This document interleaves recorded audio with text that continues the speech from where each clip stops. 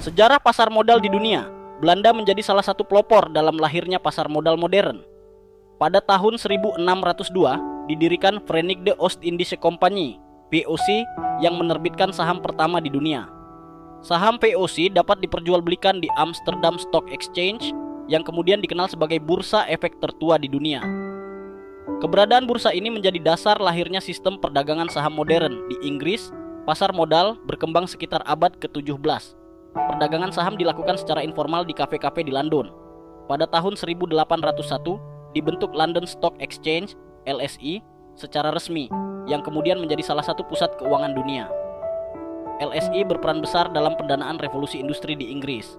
Di Amerika Serikat, pasar modal berkembang pesat setelah 1792, ketika 24 broker menandatangani perjanjian Bretton Woods Agreement di Wall Street. Dari sinilah lahir New York Stock Exchange (NYSE). Sejak saat itu, NYSE menjadi bursa efek terbesar di dunia, menopang pertumbuhan ekonomi Amerika Serikat. Pasar modal Jepang dimulai pada tahun 1878 dengan berdirinya Tokyo Stock Exchange (TSE).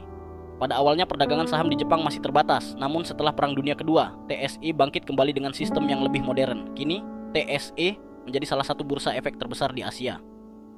Pasar modal Indonesia pertama kali hadir pada 1912 di Batavia, Jakarta, pada masa kolonial Belanda, khusus untuk perusahaan Belanda. Setelah itu, bursa sempat dibuka di Surabaya 1925 dan Semarang 1929. Namun seluruh aktivitas terhenti ketika Jepang menduduki Indonesia 1942.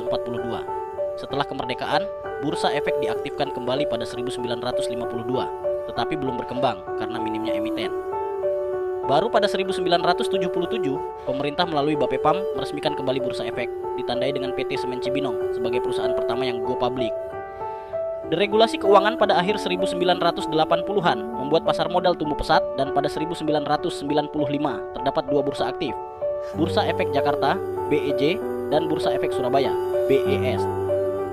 Akhirnya, pada 2007, BEJ dan BES digabung menjadi Bursa Efek Indonesia (BEI IDX), yang hingga kini menjadi pusat perdagangan saham dan efek di Indonesia.